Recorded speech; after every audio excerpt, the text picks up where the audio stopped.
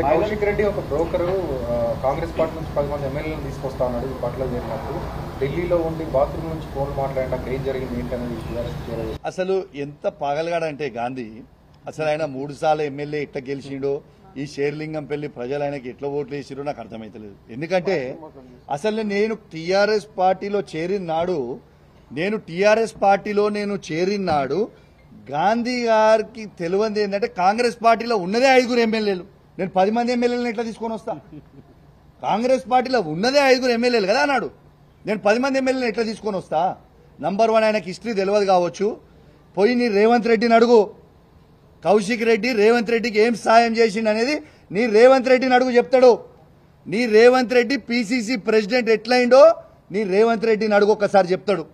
నీకు తెలియదు, ఎందుకంటే నువ్వు ఇక్కడోని కాదు కదా, ఎక్కడి నుంచో వచ్చినోని కదా.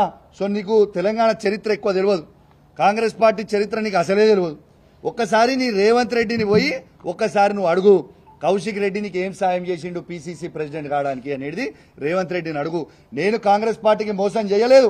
ఆనాడు రేవంత్ రెడ్డి గారు ఈటల రాజేందర్ గారికి 25 కోట్ల రూపాయలకి అమ్ముడు పోయింది. ఆ రోజు ఆయననే బాజాబ్తు ఏబిఎన్ ఛానల్లో ఇంటర్వ్యూ ఇచ్చి కాంగ్రెస్ పార్టీ అధ్యక్షుడు ఉండుకుంటూ, మీరు రికార్డు తీయండి, కాంగ్రెస్ పార్టీ అధ్యక్షుడు ఉండుకుంటూ ఏబిఎన్ ఇంటర్వ్యూలో బీజేపీ క్యాండిడేట్ అయిన ఈటల రాజేందర్ గెలుస్తాడని ఆ రోజు రేవంత్ రెడ్డి గారు చెప్పిర్రు.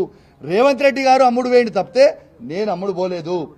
నువ్వు రేవంత్ రెడ్డి గారు మోసం చేసిరు. రెండోది, ఇలా బీఆర్ఎస్ పార్టీ బీఫామ్ మీద గెలిచి పార్టీకి అండగున్న కౌశిక్ రెడ్డి గొప్పోడా, బీఆర్ఎస్ పార్టీ బీఫామ్ మీద గెలిచి పార్టీలు మారిన గాంధీ గొప్పోడా? ఒక్కసారి ఆలోచన చేయండి.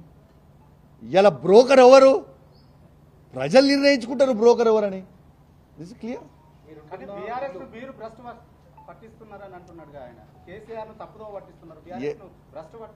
ఏ యాంగిల్ నేను భ్రష్టు పట్టించినా కూడా చెప్పాలి కదా. నేను దమ్మున్నోని కేసీఆర్ గారి అండదండతోని, ఇంతకుముందు చెప్పిన నరసింగ్ గారు, కేసీఆర్ గారి అండదండతోని, బీఆర్ఎస్ కార్యకర్తల అండదండతోని ఇవాళ సీఎం క్యాండిడేట్ అయినా అన్న ఈటల రాజేందర్ గారిని 100 కిలోమీటర్ల లోపల బొందబెట్టి ఎమ్మెల్యేగా గెలిచినోడు భ్రష్టు ఎట్లా పట్టించినట్టయా? తిరిగి బీఆర్ఎస్ పార్టీ జెండా హుజురాబాద్లో నేను ఎగిరేసిన. ఇలా పార్టీని భ్రష్టు పట్టియాలని వీళ్ళు అనుకుంటుర్రు. మీరేం ఫికర్ చేయకుర్రి.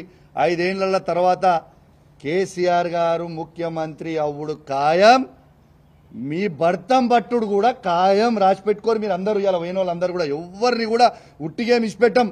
ఏళ్ళతో అయిపోలే రాజకీయం. మీరు 4 ఏళ్ళు ఎంజాయ్ చేస్తారు కావచ్చు, కానీ 4 ఏళ్ల తర్వాత మాత్రం మీకు సినిమా ఉంటుంది. అంతైతే నేను గ్యారంటీ. కౌశిక్ రెడ్డి ఇల్లు నా నియోజకవర్గంలో ఉంది. ఆయనకి ఇబ్బందులు వచ్చినప్పుడు చాలాసార్లు నేను ఆదుకున్నా. అట్లాంటిది ఏమి ఇబ్బంది వచ్చింది నాకు? ఇక్కడ నా నియోజకవర్గం నేను బాజాపుతున్నా. విల్లా కొనుక్కున్నా, ఈడున్న ఆయనే ఆదుకున్నాడు. ఏముంటుంది ఆయన నన్ను ఆదుకునేది? ఈడ నాకు వచ్చిన ఇబ్బంది ఏమున్నది ఒకసారి చెప్పాలి ఆయన. మరి ఏమి ఇబ్బంది ఇక్కడ ఉందో ఒకసారి చెప్పని చెప్పు. ఏమి ఇబ్బంది అయిందో మరి మీరైతే ఉన్నారు మొత్తం. ఏమి ఇబ్బంది అయింది? బ్రహ్మాండంగా ఉన్నా నేను ఈడ, నాకేంది? అసలైన తొలి వెలుగు. ఫాలో వాట్సాప్ @తొలి వెలుగు official.